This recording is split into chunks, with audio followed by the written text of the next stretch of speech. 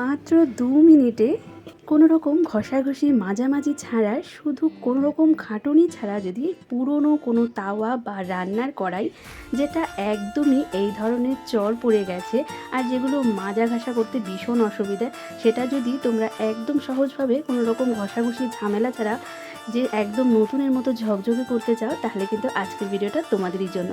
তো বন্ধুরা দেখো, আজকে এখানে আমি একটা তাওয়া নিয়েছি। সেই তাওয়াটার মধ্যে প্রথমে কিন্তু আমি টুথপেস্ট ব্যবহার করছি।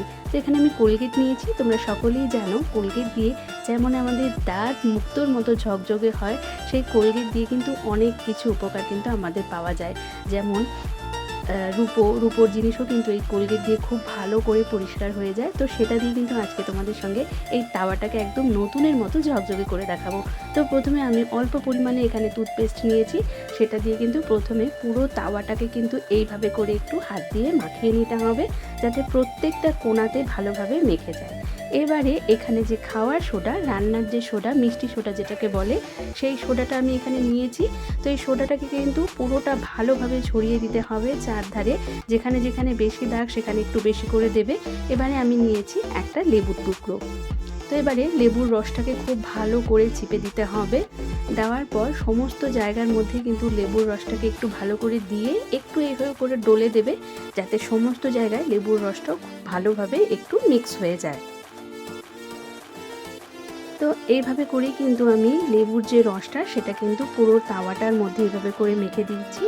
এখন কিন্তু একটা ঢাকনা দিয়ে আমি এটাকে ঢেকে ৮ ঘন্টার জন্য রেখে দিচ্ছি। তো বন্ধুরা, ফিরে এলাম ৮ ঘন্টা পর। তো ৮ ঘন্টা পর যখন ফিরে এসেছি, এটা কিন্তু পুরোটাই শুকিয়ে গেছে, যেহেতু আমি এখানে কোনো রকম জলের ব্যবহার করিনি। এবারে নর্মাল যে ডিটারজেন্ট, যেটা দিয়ে আমরা মাজা ঘষা করি, সেটাই আমি এখানে কিছু সার্ফ এখানে দিয়েছি, সাথে অল্প পরিমাণে জল আমি এখানে দিচ্ছি।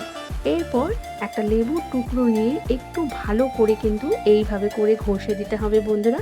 এখানে কিন্তু পরিশ্রমের কিচ্ছু ব্যাপার নেই।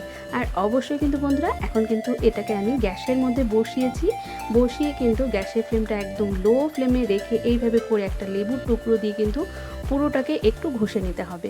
তো যেহেতু লেবুর টুকরোটা হাত দিয়ে করতে গেলে তাওয়াটা গরম, তো এই অবস্থায় কিন্তু হাতের মধ্যে গরম ছ্যাঁকা লাগতে পারে, তাই এরকমভাবে আমি একটা খুন্তি দিয়েই কিন্তু এইভাবে লেবুটাকে পুরোটা তাওয়ার মধ্যে ঘষে দিচ্ছি। তো তোমরা হয়তো অনেকে বুঝতেই পারছো যে কতটা পরিষ্কার কিন্তু এই পর্যন্ত হয়েই গিয়েছে, কারণ এখানে কিন্তু আমি অল্প অল্প করে জল দিচ্ছি। যেহেতু গ্যাসের ফ্লেমটা অন আছে, তাই কিন্তু তাওয়াটা কিন্তু মাঝের মধ্যেই শুকিয়ে যাচ্ছে। তো সেক্ষেত্রে কিন্তু এই লেবুর রসটাকে ঘষতে একটু অসুবিধে হচ্ছে, তাই অল্প অল্প জল দিতে থাকবে বন্ধুরা। এবারে কিন্তু একটা আমি তারের মাজনি নিয়েছি, নিয়ে কিন্তু যেটা হচ্ছে স্টিল জুস্ট বলতে পারো, সেটাকে নিয়ে কিন্তু এইভাবে করে একটু ঘষে দিয়েছিলাম বন্ধুরা।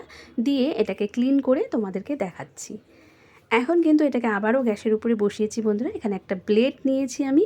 এই ব্লেডটা দিয়ে গ্যাসের উপরে বসিয়ে কিন্তু লো ফ্লেমে কিন্তু তাওয়াটাকে রেখে দিতে হবে। এতে কিন্তু তাওয়ার মধ্যে যে এই জমে যাওয়া নোংরা, এগুলো কিন্তু পুরোটাই তেল বন্ধুরা, যেটা অনেক দিন ব্যবহার করার ফলে পুরোটা বসে যায়, তাই কিন্তু একটা নোংরার আকার ধারণ করে নেয়। আসলে এটা কিন্তু সম্পূর্ণই তেল। তো এবারে কিন্তু আমি এই যে ব্লেডটা দিয়ে এরকম করে ঘষে দিচ্ছি, আর গ্যাসের ফ্লেমটা কিন্তু অন আছে লো ফ্লেমে।